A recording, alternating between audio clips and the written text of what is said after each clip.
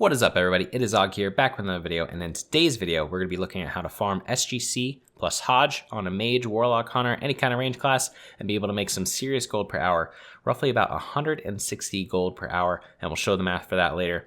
We're going to actually show a Warlock's point of view for this video instead of our standard mages, because I think it'd be a little bit fun to switch it up since Warlocks can do this farm, and so I went ahead and did it on my Warlock to show the Warlock point of view, but then we will also show the Mage point of view after the Warlock just so you can see the standard farm as well.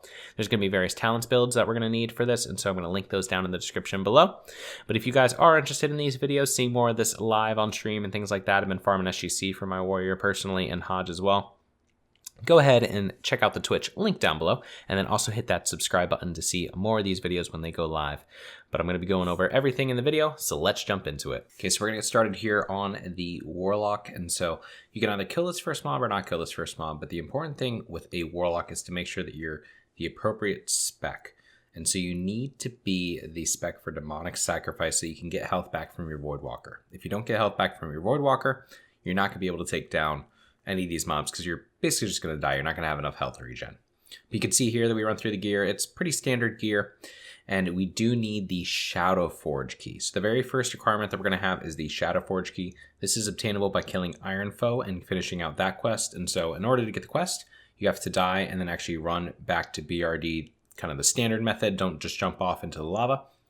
Go through the hidden part and you can get a quest which will allow you to get Iron Foe, or allow you to kill Iron Foe to be able to get the actual Shadowforge key. Once you have the Shadowforge key, though, we could use that door to get through, and then we're good to go.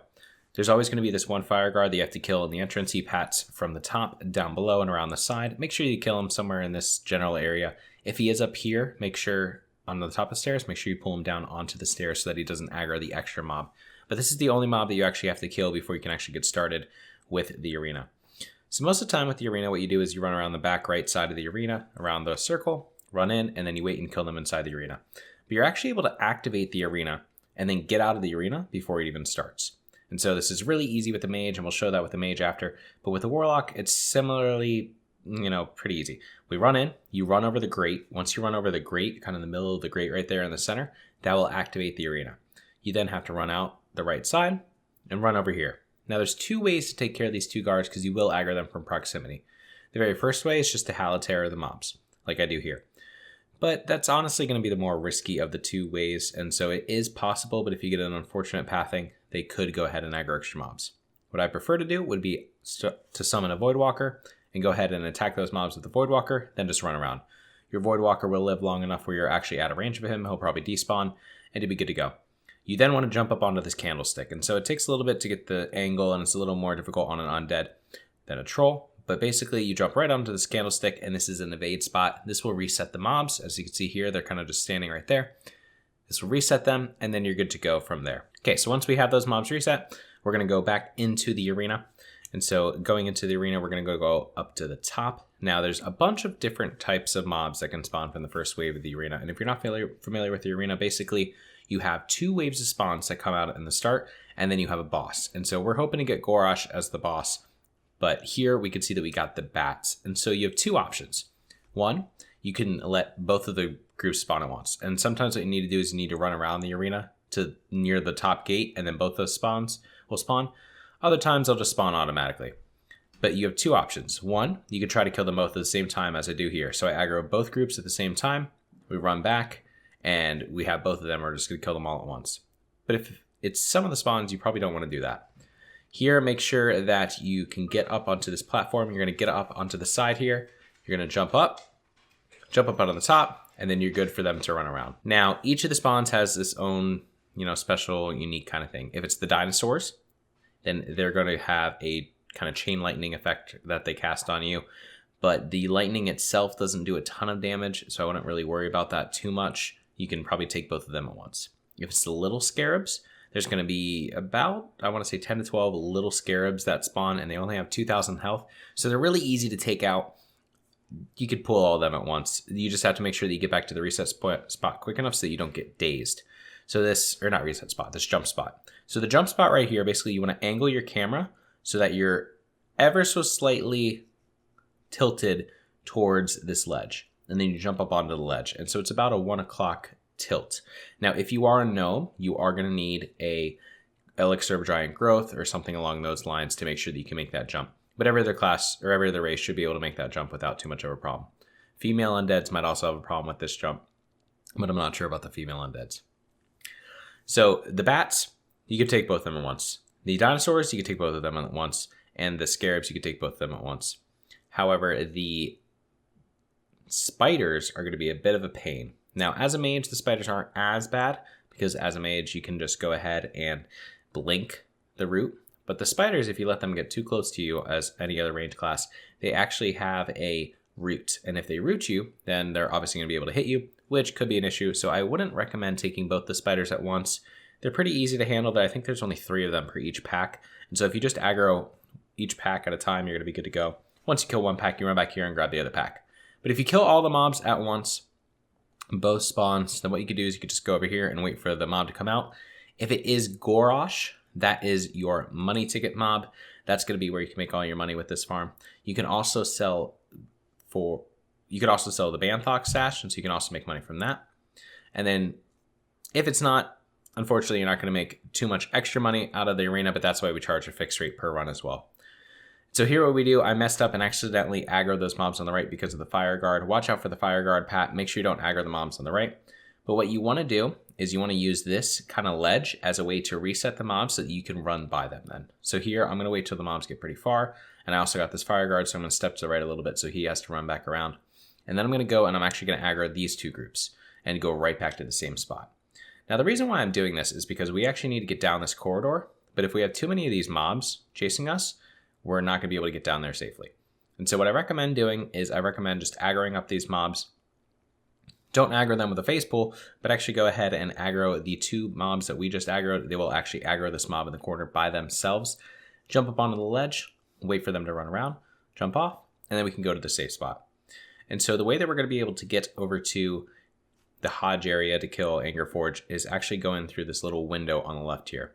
And so if you hug the left, you won't aggro that group of mobs on the right. You jump through this window, and now this is a reset area. So anywhere in this reset area before you go up to the top is going to be a reset area, and you are able to reset these mobs and not need to worry about them anymore.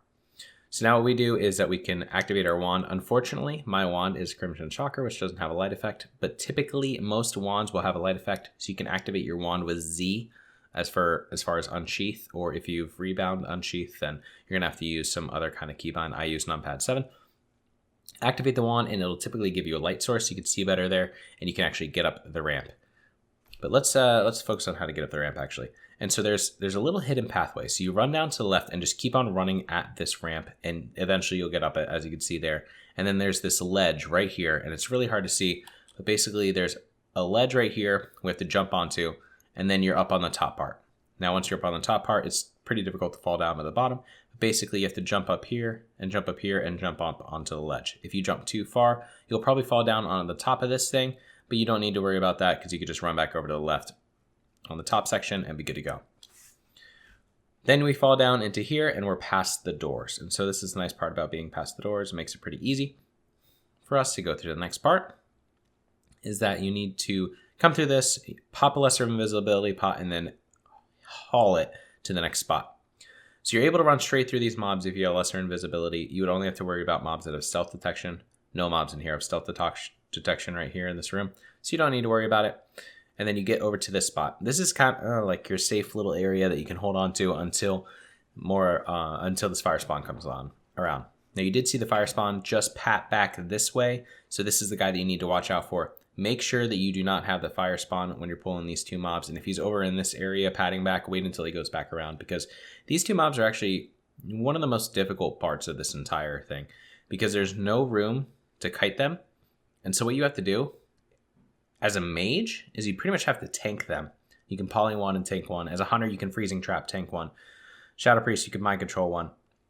But as a warlock, what you want to do is you want to dot them up, and then you actually want to start using this ledge immediately. So typically with most characters, we're not going to use this ledge immediately because we want to be able to use the ledge just with this pack alone.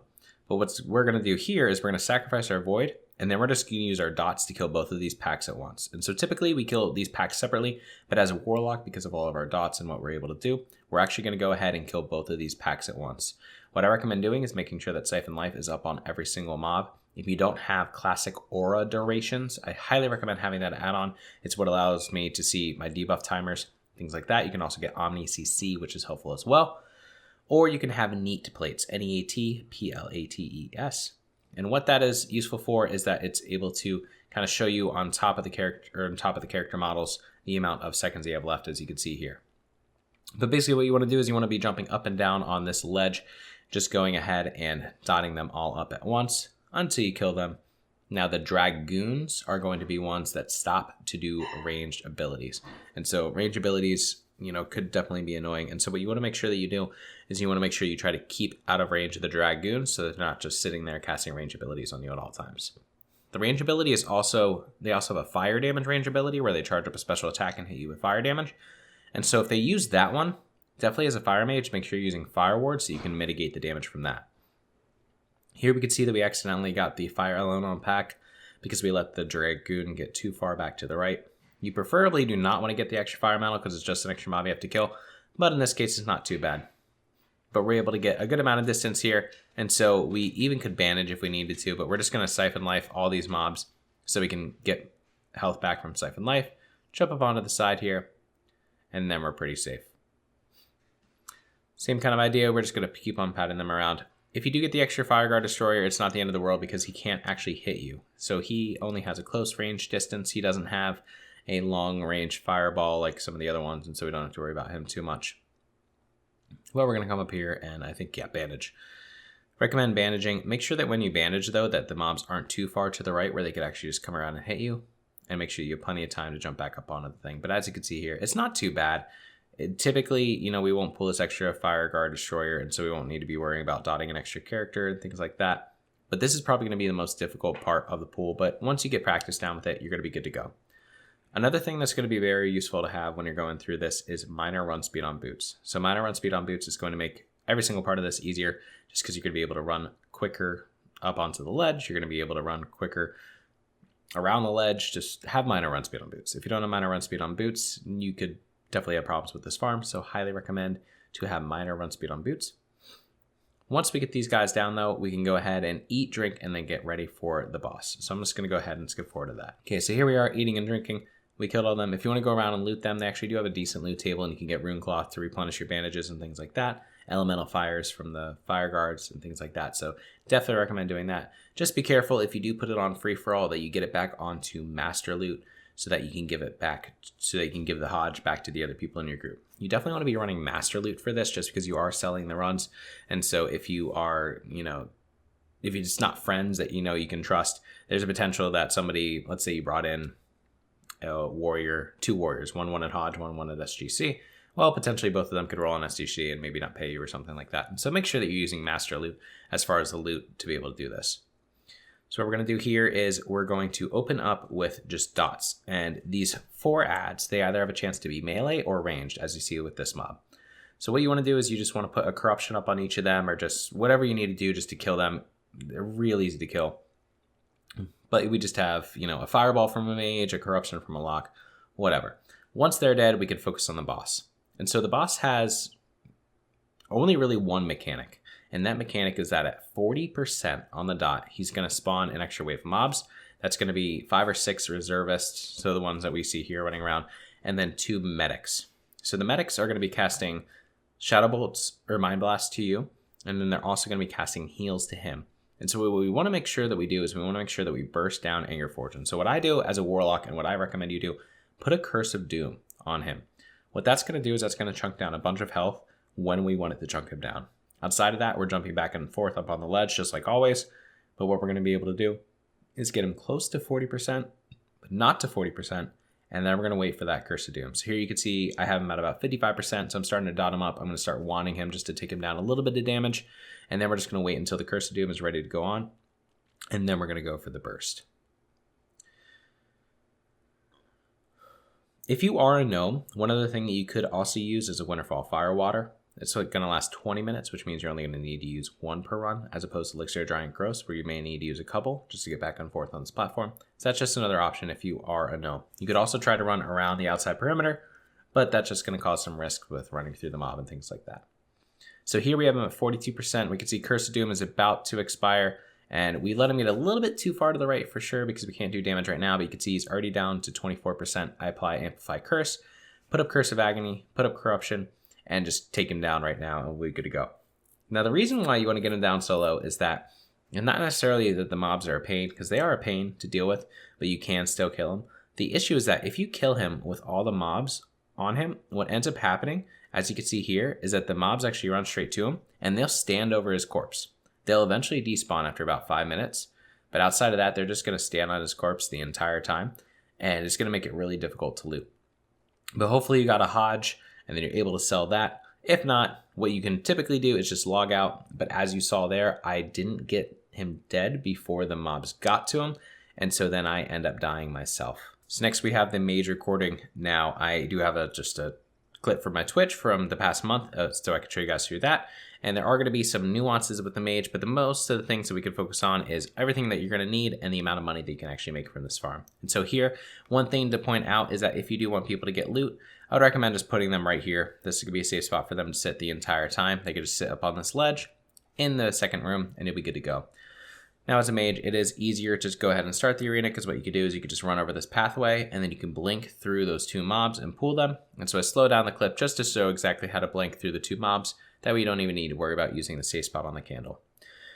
So as we said before, the requirements to do these farms, it's going to be pretty standard through any single class that you use, but it's going to be a lesser invisibility pot for yourself, not for your boosties, just for yourself.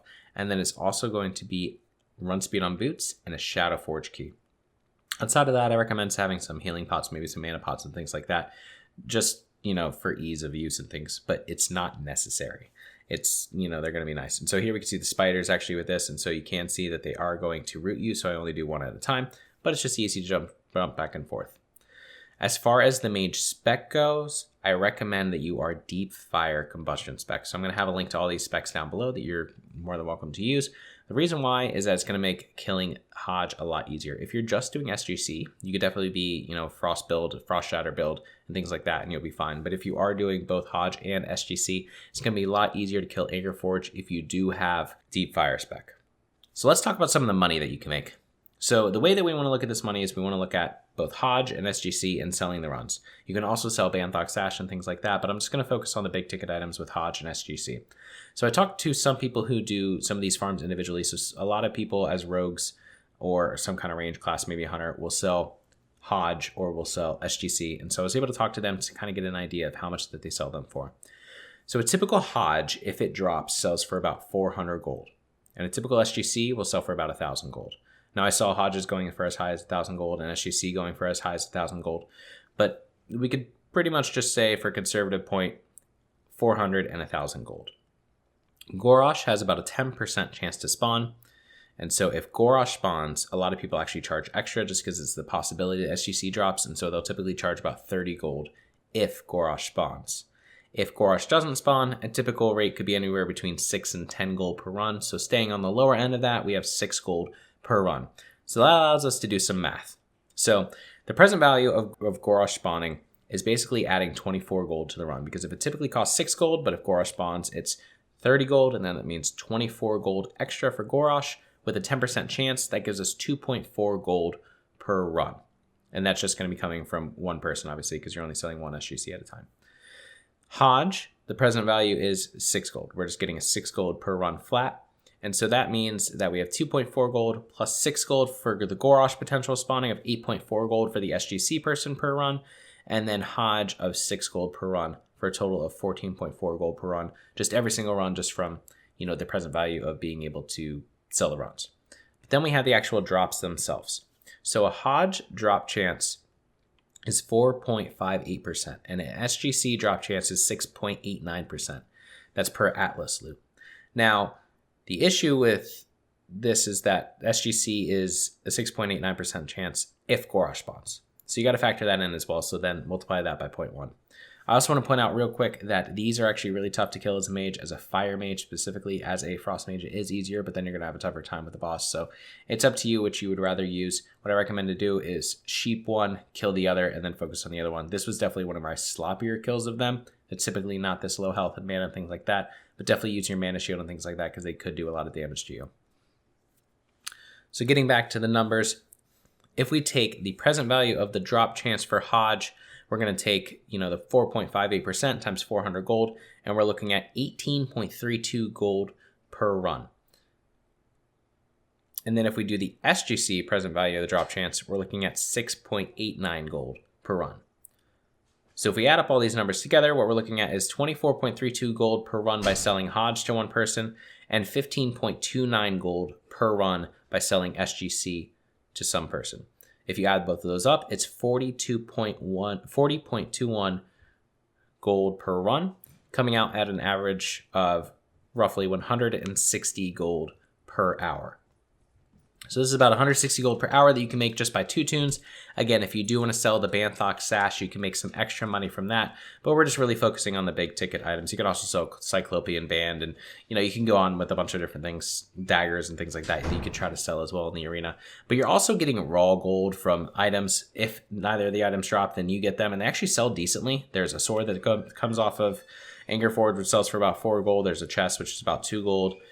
And then there's another axe, which is, another 4 gold. So you're getting a decent amount of money. You're getting rune cloth as well. You could probably boost this up, even if you sell it, for the prices that we talked about before, to roughly about, 200 gold per hour just with drops. But just assuming playing on the low ball of the range, we're looking at 160 gold. This could be done by Shadow Priest, Hunter, Warlock, Mage. Elite Shaman might have a little bit of a difficult time, but could probably pull it off as well. And pretty much any range class can pull this off. A melee, unfortunately, you probably can't, just because you do need to be able to kite Angerforge, at least not doing both of them. There are rogues who solo Angerforge and things like that, but it does take about 15 minutes at least per run just to do that alone, whereas with this, we could just do 15 minutes for both of them solo. This is going to be a great farm for a lot of you. Now, for killing Angerforge as a mage, what I recommend doing is that you focus on waiting till 40%, and then this is why fire comes in handy. You pop Combustion, and you just go for the blow up at 40%. Let him get over to the right a little bit. Pop Combustion, get those crits, knock him out, and then loot him before the mobs get here. And so here we start off. We just scorch down a couple of the ads. We use Fireball to kill some of the reservists. And as soon as they're dead, then we're focusing on Angerforge himself. Let him jump back and forth. You hit him with Scorches and things like that. Get him a little bit lower. And then what you want to do is you want to have him kind of in the middle of these platforms right around this point when he's at 40%. You don't want to have him too far to the right. As we saw with the Warlock, he might take a little too long to get to the left and it might end up killing you. So here we let him get a little bit too far to the right. We could see we pop Combustion. Go ahead and do Fireball. And now 40%, so all the mobs are spawning, and so we're just going to try to burn them down as quickly as possible, trying to get off those crits to get the ignites and get the ignites rolling. Scorch. And we're going to get him down right as he comes around the side. Now, if you have him over on the corner, he's going to die pretty much right around the side, so you're just able to run over real quick and loot him. But you can see it's a race to get there before the other mobs get there. We get Angerforge Battle Axe, and that's about 5 gold. And so you can see this is a pretty lucrative farm. All right, everyone, that wraps up today's video. I hope you all enjoyed it, and if you did, please subscribe and leave a like and a comment below to let me know so. And if you guys have any other ideas for any other videos, please let me know in the comments below. Also, check out the description for the Twitch, where I do all this live, and also for my Twitter and Discord, where you guys can be notified of any future updates and when I'm going to go live on stream. So I'll see you guys in the next video.